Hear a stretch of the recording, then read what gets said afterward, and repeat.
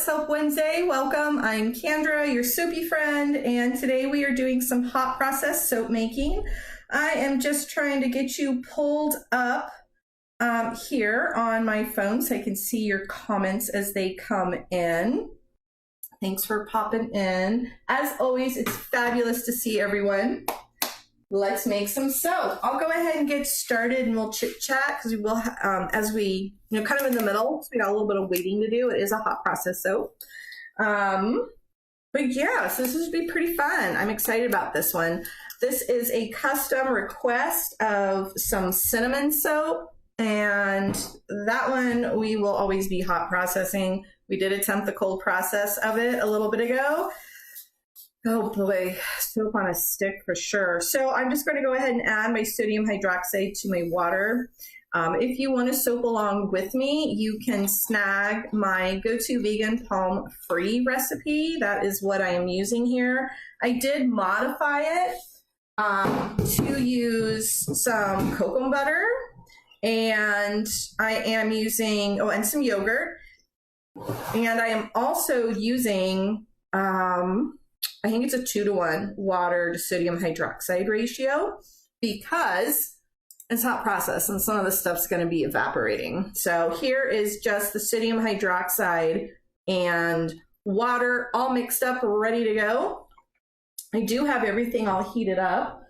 My burner's back here, not here, because we're doing full countertop hot process. Got a little heating pad here. This is the cocoa butter. All nice and warmed and melted. What I'm going to do with that, do a little prep work here, is I'm going to add some yogurt. This is full fat Greek yogurt, nothing added to it, just straight up yummy yogurt. Same thing I've been eating for breakfast lately. It's fantastic. I'm just going to mix that in with the warm oils because remember with hot process, the key is we want to keep everything warm. Now, I don't want to cook my yogurt down. I am turning my hot plate off, and I am going to put this on the warm burner. These are the essential oils. Oh my goodness, it smells so good. It is cinnamon and orange 5-fold essential oil. Give me a day or two and I'll probably go ahead and add the full recipe modifications up to the lesson on the website for the go-to vegan palm-free recipe. It comes with a couple of my standard modifications, one for an oatmeal and calendula soap and one for my shaveable shea butter soap. Just to help you understand how easy it is to modify the recipe, or rather the formula to make your own recipes. It's really, really versatile. I absolutely love it. So maybe I'll add this one up to that as well. Because it's just a basic modification, but it just gives you another good example. So, okay, this mixed in pretty, wellish, okayish. There is some water content in yogurt. So we're seeing a little bit of separation there, but really I just have a bunch of oils here. Essential oils, the cocoa butter, and the yogurt. And I want to keep this warm. This was 85 degrees before I added the yogurt, and we're sitting at about 93. Must have heated up hotter on the bottom. But I want to keep this warm while all our soap gets cooking, because we want to keep our hot process hot. The other fun thing we're using today is the Indigo infusion from the Always Indigo Masterclass extension classes that we did. Oh, I think that was not this weekend, but weekend before. Oh, that was so fun. We did a bunch of Indigo infused soaps. And there'll be live updates on those soaps for anyone in the course as well. Okay, here are my infused oil. See how pretty blue that is? See, that's from the infused indigo. So these are all my base oils. I've already warmed them up. We're about 250, 260, something like that. Now, you've seen me just soak right in my little container here for hot process, and you can do that. This is just another option. Full countertop hot process. So I do have a heating pad here, and I want to go ahead and add my sodium hydroxide. So I want to do this while things are hot. And then while we're waiting for some volcano action to go, I'll explain a little bit more of the setup. Okay, let me get this out of the way. And then we'll also look at the infused oil as well. So we can do all that while we're sitting and waiting. Because we'll have, you know, just like maybe 5 minutes or so. Gosh, that blue is so pretty. Of sitting around and waiting and waiting. Just for the soap to solidify. So I'm just going to bring this to a trace.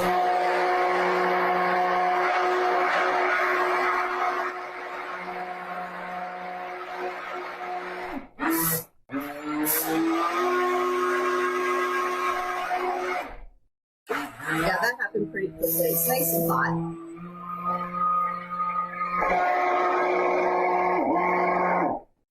Technically don't need to bring it to any thicker than a light trace, but I'm just gonna go for a little extra medium trace here. Just makes me feel a little better. Hi Jennifer, thanks for popping in. For everyone else that's popped in. Always fun soaping with you. Okay, we have definitely a medium trace there. So all I'm going to do now is just kind of clean this out, and let's see how patient I can be. Y'all know I'm not super patient in playing the waiting game, right? But for those of you that are more patient and like the waiting game, you can hot process countertop like this.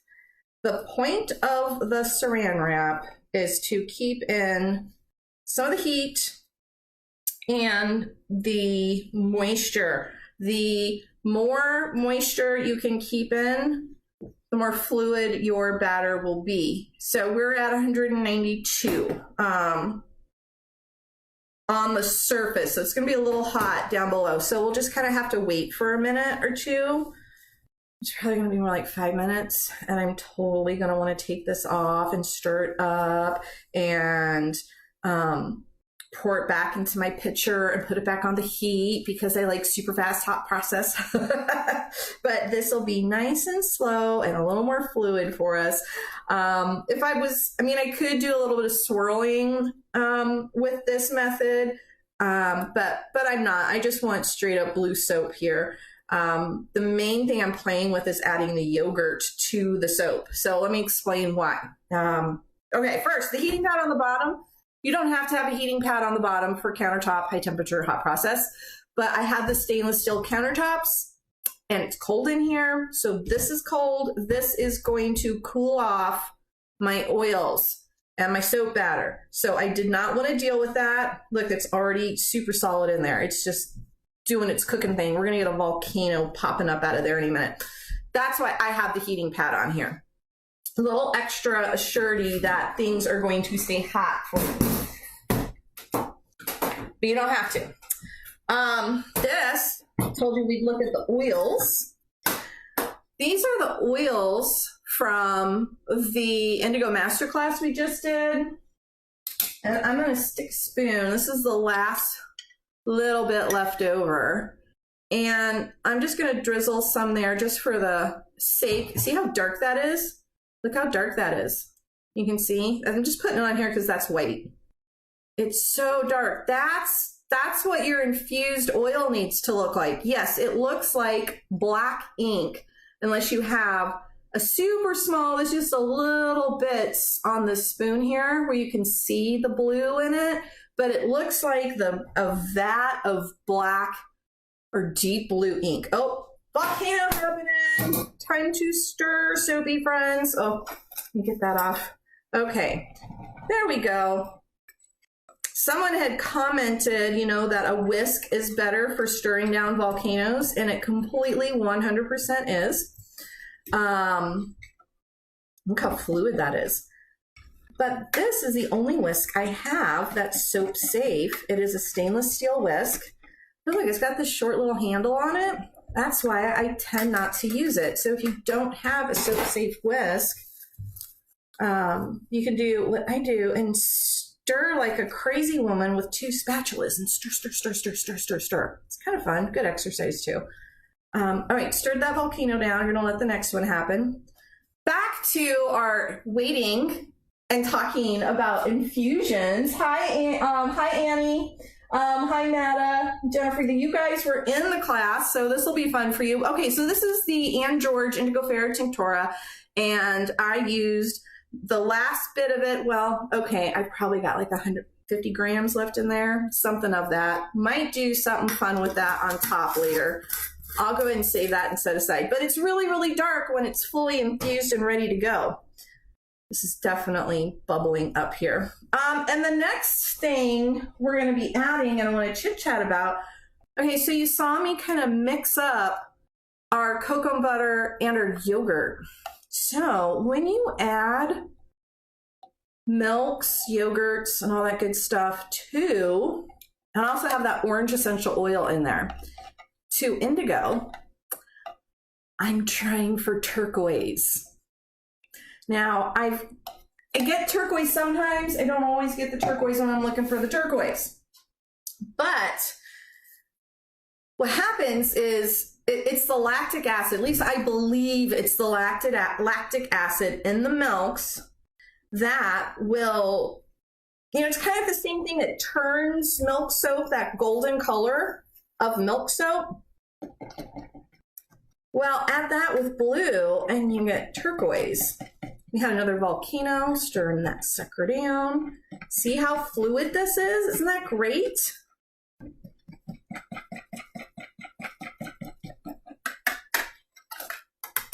It'll all pull together in a minute here. Just let that go. So that's what we're doing. That's why I added the yogurt in there. I don't think I've tried to get the turquoise blue with the yogurt before, but I do remember I did this partial rebatch and I had these indigo soaps and I think I had some extra infused indigo oil and the soaps had overheated in the mold. So, you know, a good portion of them were like, ew, ugly. So I chopped those up. I added them with some fresh oils and some more indigo infused oils as part of that partial batch or partial rebatch formulation, which is up on the site too. And I really wanted it to be as fluid as I could. So I did. I added some yogurt. It was the only dairy product I had in the house. And I tell you, it was a great turquoise. That could have been affected by a lot of things too, because it was a partial rebatch. So there was just a lot of things going on, color of the essential oils, all those things in order to get that beautiful, perfect turquoise. So we'll just have to see what happens. I also don't know exactly how much infused indigo. Could have looked it up, but you know, whatever. So I'm doing about my indigo infused oil on here. I think it was 30% of my oils were infused, I think is what I did. Double checking. Yes, it was 30% infused oils. We're waiting for our next volcano. And I will check out some comments. If there are any, feel free to pop in with any comments and questions as we're going through and waiting on this. But we're just waiting for that next volcano. We're at 200 degrees. It was 200, 206 on the surface. I'm just waiting for that next volcano to happen. Also coming up this month, I will be doing the first update to the Beldy tutorial. I did launch that tutorial live in January because so many of you were messaging me asking for the Beldy soap tutorial. And I was kind of teasing it, planning on launching it in the spring when I would have had time to get all of the sequestering kind of curing and lather updates on the tutorial for you. Everyone wanted it right away, so we went ahead and launched it, and there are 2 updates coming to that. First of which should be coming out next week, so you can go ahead and grab the Beldy soap tutorial. And that update is going to be a first look, a 4-week look into the Beldy soaps.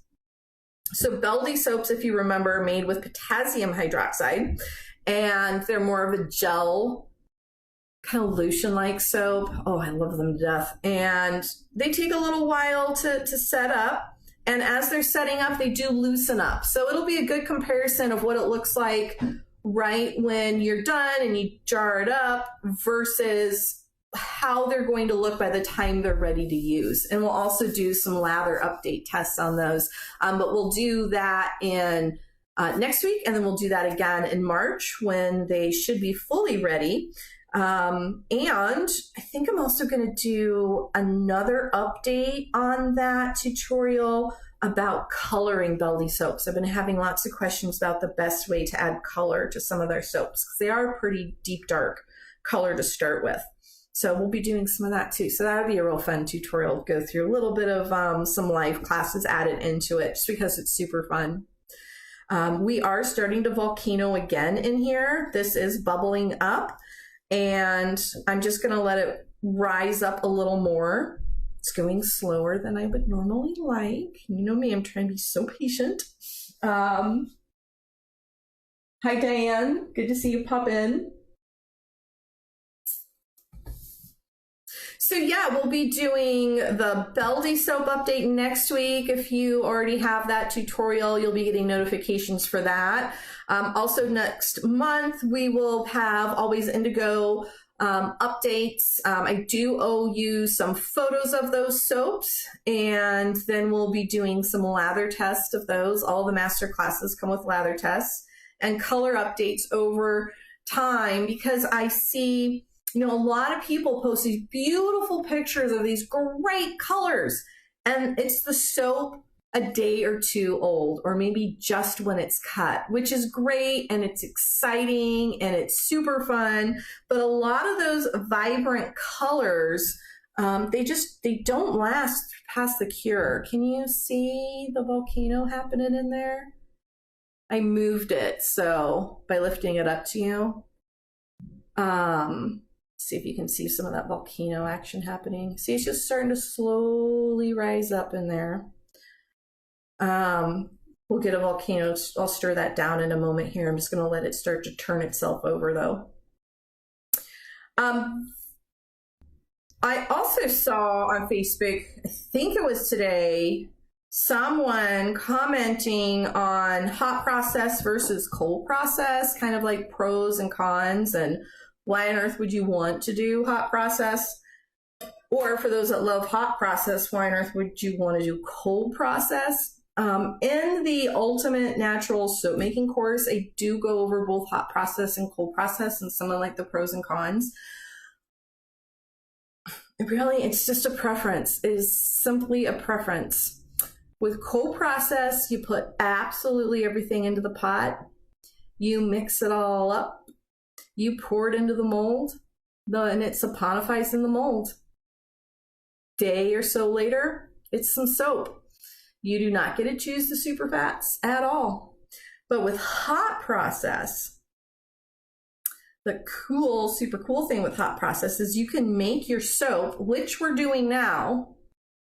Then after your soap is made and before it goes into the pot, you can add your goodies. So this cocoa butter is not going to saponify because I'm going to put it in after the saponification has happened.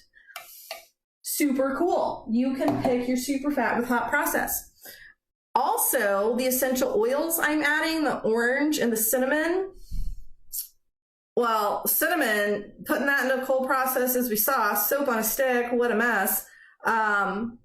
And orange essential oil, 5-fold, I mean, that holds pretty well. But I'm using a fraction, I'm using about 2/3 of what I would if it was cold process.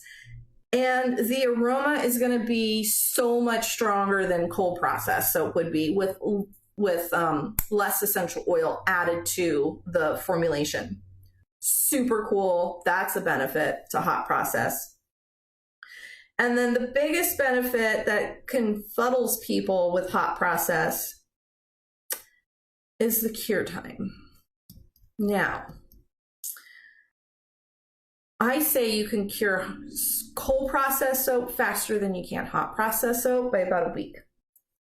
Reason being is water content. Remember, cold process soap, it is soap when you take it out of the mold and when you cut it, and it's not zapping anymore, okay, it's soap. That takes about 1 to 2 days, depending on your formulation, temperatures, and your environment. Hot process, it is soap when you put it in the mold. And this is the mold we're putting this in. So when I put this soap in here, it will already be soap. It will already be saponified. It is soap. As soon as I put it in the mold and it's cool enough to not scorch me, I can start washing with it. It is soap. But both of them have to cure, regardless of if they were soap when you put them in or they had to wait until they came out with cold process. Because the cure process is about water evaporation. This has taken a real long time too. I'm going to go ahead and give this a burst with the stick blender. Because, friction will add heat to it. But the cure process, it really is about water evaporation, and people talk about the crystalline structure, and the scientific side of it will say it's only about that water evaporation, and the soap is soap is soap as soon as it's soap. Anecdotal evidence, meaning from my experience, oh, this looks so pretty. This looks great. Is the soap does get milder with time. It does. Oh my gosh. There we go. Talk about kickstarting that. Can you see that rising up? You don't get as much depth, but yeah, it's like totally rising up. Oh, this is looking great. Ooh, I'm very, very hopeful we're gonna get that turquoise color. Blues, yellows, turquoise, more blue than yellow, getting turquoise. Okay. Let's let that cook a little bit. Okay, we were talking about like the cure time. So cure time is all about water evaporation. With hot process, especially if you're doing like a fluid hot process, your water, you're going to need more time to evaporate water out of your soap because you add more water to your soap.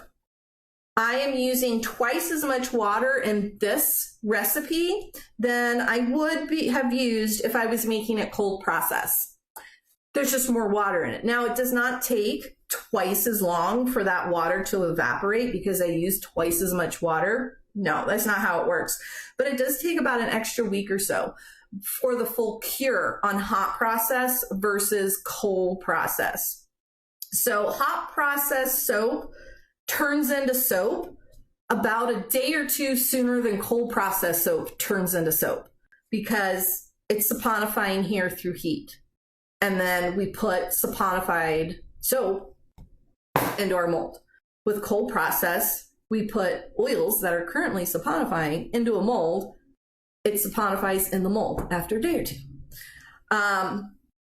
So yeah, you can technically use hot process soap a day or two sooner than you can use cold process soap, but an uncured soap, regardless of whether it's hot process or cold process, is not going to perform as well as a bar of cured soap.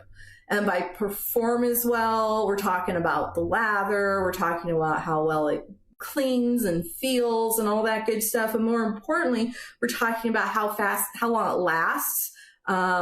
An uncured bar soap will wash away quicker than a cured bar soap. And, try it yourself.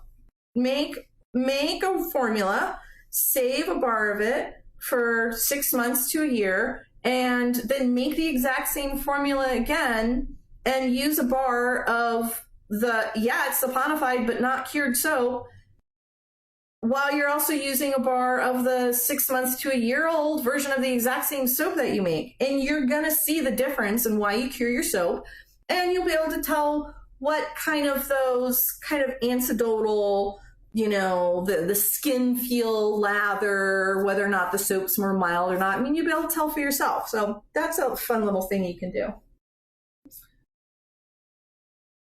This is bubbling up again. I mean, you can see the cellophane. I'm just pushing that down and it'll bubble up here again for us. And we have another volcano happening in here. We can give that another burst, right, don't we? See, I'm getting impatient. Oh, can you see some of the glycerin strands developing? I'll hold that up. See those strands of glycerin developing in there? So cool.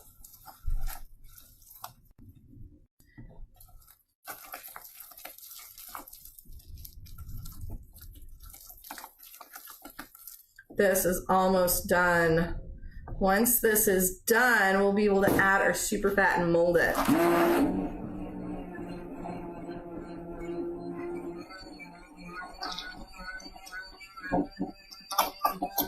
You do not need to do all this stirring that I'm doing. You only need to be stirring in order to keep the volcano down and from exploding up out of your pot. I do have a couple of soaps that I make large scale in the giant pot that I've talked to you about. I do it very similar to this, but the pot is so big that I know for a fact it will not explode out. And I think we're done here. I'm going to just give it another minute to make sure it does not volcano up on me again. But as I was saying, with that larger pot, putting that higher volume of soap in there, and it just does its own thing, and I put everything in, I bring it to that medium trace, I put a lid on it, and then 20 minutes later, all these stages have been gone through, done. I have soap, and that's without all the extra stirring, because it'll kind of turn itself over when you have a high enough volume of it. I'm going to give this another burst with the stick blender. This is the Kokum super fat, essential oils, and yogurt. Let's see if we can kind of emulsify that yogurt into those oils again. It'll just be easier to stir it. It smells so good. Oh my goodness. Yeah, I'm seeing a lot of turquoise kind of looks here with the higher amount of yellow oils I used in this. And the heat kind of turning things more towards that yellow side versus the white side. That's like forcing gel. Hot process soap always goes through the gel phase. So I'm real excited. I think we might get our turquoise. In addition to the lactic acid and the orange tinge on the essential oils, I really hope we get it. Okay. This has not volcanoed up, and I see it's the Vaseline stage, so you can tell. I'll hold it up against it. See how it's all glistening in there? And it's still fairly fluid. If I wanted to split this into different colors and do all that fun stuff, this is very fluid, and I could do that. Adding these warm super fats and yogurt. And see all of this will make it even more fluid. But that's how hot process soupers are doing all those fun swirls and stuff. I'm not patient enough to do a lot of swirling with hot process for like a regular thing. So that being said, maybe we'll do that next year. We'll see. We shall see. But there we go.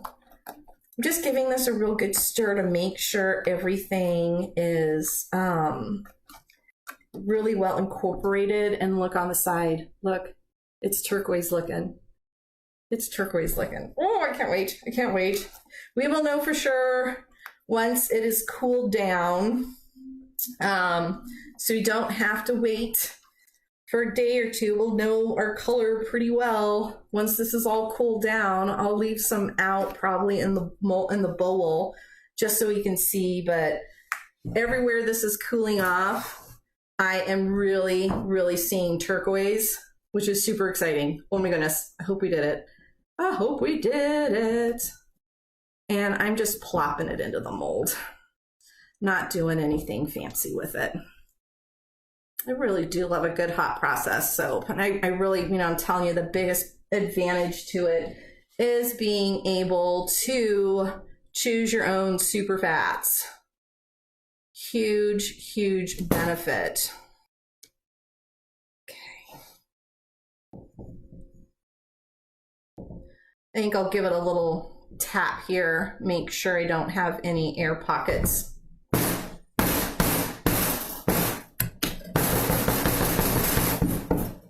That fit pretty gosh darn well in there.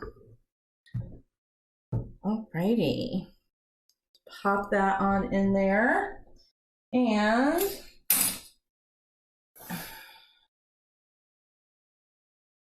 I'm just doing a little whatever on the top so it has a little bit of, I like the rustic texture. So trying to get couple of like rough little peaks and stuff going on without getting too many and they just crumble off. But there we go. And it looks very turquoise. It looks very turquoise in color. I hope, fingers crossed, my soapy friends. Yeah, if anyone has like, you for sure fire way to always get that turquoise from lactic acid. This really seems to be hit and miss every time I try and do it. There's our top. It's just a nice loaf of hot process soap. Smells amazing. It'll lather amazing. It'll be super yum on the skin from all that cocoa butter. And look at our bowl. We have turquoise going on there. Okay, all right, soapy friends, that is all for today. Hi, soapy friends. Next day here. This is just a high-speed scrub through of unmolding and cutting the soap. Now, the color is not the best in this video here from the backlight of the stainless steel table, but I am in love with the color on this soap. It is so pretty. I think it came out great. It's definitely a turquoise. It's dark. It is darker than I think I wanted it. I might play again with using, splitting a batter with more indigo in some portions of it to get some of those really great distinctions in turquoise, but we did get some of them just from the glycerin on these. Anyway, keep an eye out on the Facebook group and I'll post some more updates of this soap as the indigo kind of blooms over the next few days. But yeah, it has been super fun soaping with you. I love the color of the soap and hope you make some turquoise soap too. And be sure to tag at my soapy friends so I can see it. Happy soap making, everyone. Thanks for hanging out with me.